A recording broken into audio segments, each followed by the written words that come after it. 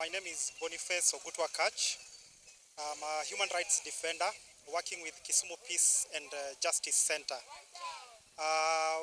What has happened today is a dark patch in the history of this country, and I think it will go down to cement the most retrogressive escalation of the constitutional freedom that we've always yearned for.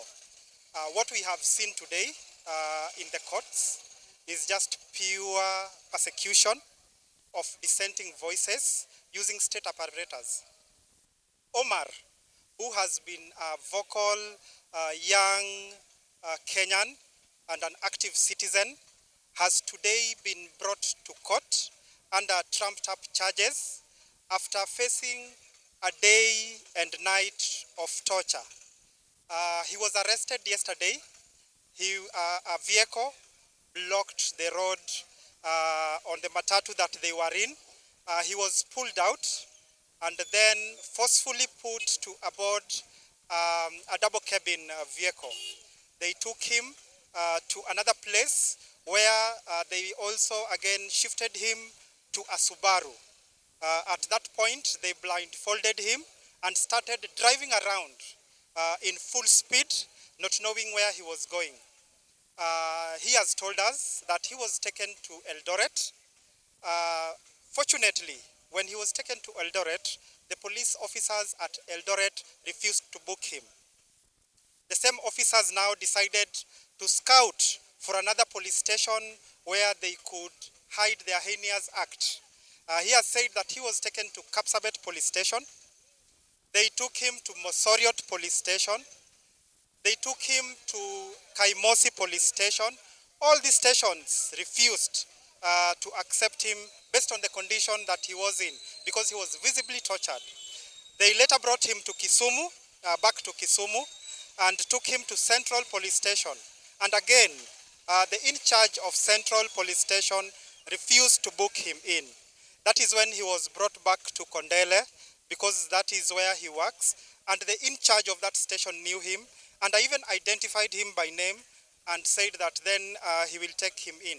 So he spent the night at Kondele police station, and then later on brought to court here at Winam in Kisumu, and was initially charged with murder of somebody that he doesn't even know, of a case that happened in 2024, that was in public domain, that even the suspected murderers had already been arrested and charged before court, and they'd already taken their plea. So it was even surprising that even after this, he's now also being added to that offense. Fortunately, the magistrate, Justice Nyigei, already saw some weakness in the charge sheet and ordered that the charge sheet be improved. So, and said that he can now be brought back to take plea at 2 p.m. So we have attended the plea taking. And again, surprisingly, now the charge of murder has been dropped. And he's now being charged with possession of ammunitions, as well as having 20 rolls of bang.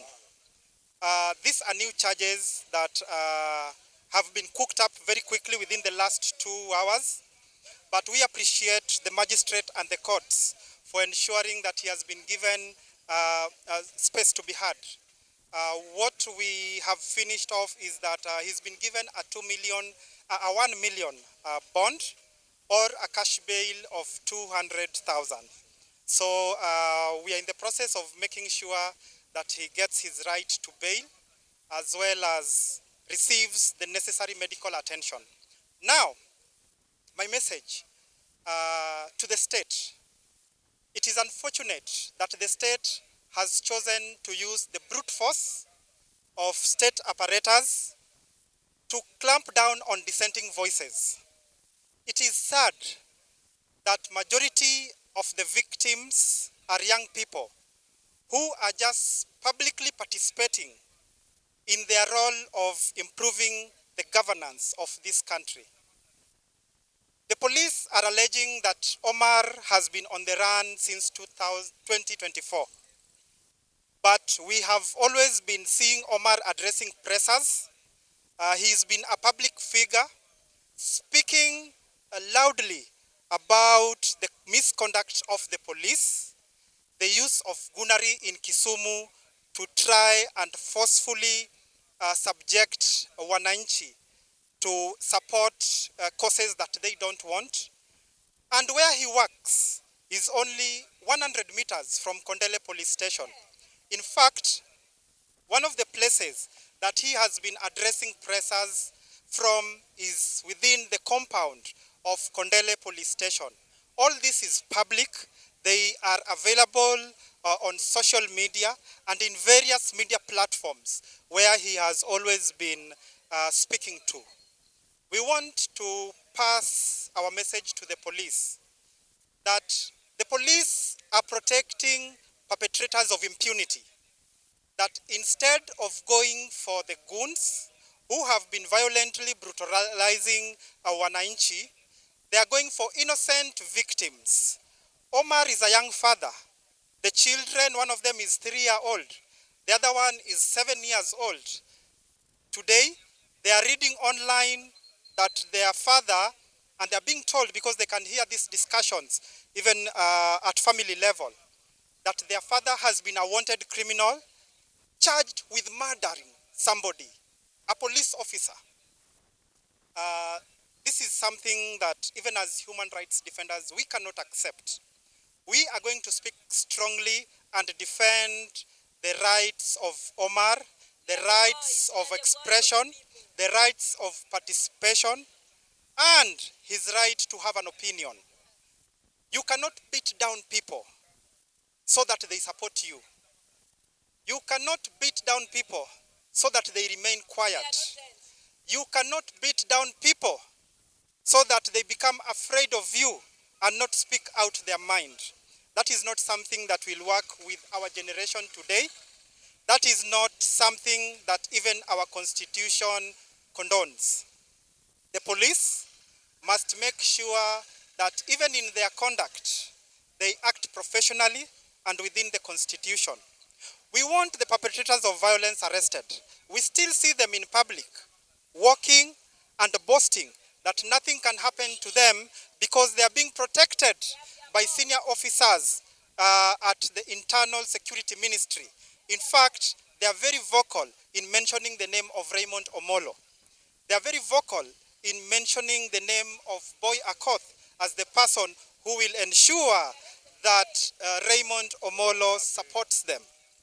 We are telling the police that the country is going towards a bad direction and it is all being supported by their conduct. The in charge of the police, especially within the region, Madam Gesiri, we are pleading with you that you were not put in that position to protect perpetrators of impunity. We have given you the money, we have given you the resources, we have given you the constitutional mandate, we have given you the manpower in the name of various police officers and their apparatus to ensure that you are able to clamp down on this kind of injustice that is going on. My message to the political class, that we are heading to the election, and what we are seeing happening in Kisumu is something that you should be representing the common wananchi against. There is no way that young people can be maliciously charged, maliciously prosecuted, just because of their stand, and you're doing nothing. In Kisumu now, it is common to have gangs that are under instructions and orders from above. They are coming and perpetrating their heinous act and violations, but they are not being held accountable. The police, who are supposed to be taking action, are dancing with them. We have seen incidences, including loss of lives, that has been a common practice here in Kisumu, but the leaders are quiet. If they have their own political differences, they can square it in other platforms, but not through settling scores with the lives of people. We demand that the charges against Omar the charges against Olivetti, the charges against any innocent young person who's being persecuted for just their political and opinion be dropped. We are demanding that all officers, because we hear there are some Subarus that have been sent from Nairobi and they are driving across town trying to identify and arrest and maliciously frame innocent wananchi. We want it recalled, all those officers to be held accountable. We cannot have officers who are supposed to be officers of the law being at the forefront of breaking that very law. Na mimi nawaambia nyinyi government, whoever told you that now because Raila is dead, you can force Luos to do what they want, lied to you. Whoever told you that now because Oburu Arwanga have been put in the pockets of the political class and government, then we as a people are orphaned, lied to you. Whoever told you that through use of gunnery, through use of state apparatus, through use of force, you are going to persecute wananchi, lied to you. We are firm. We will go on with our lives.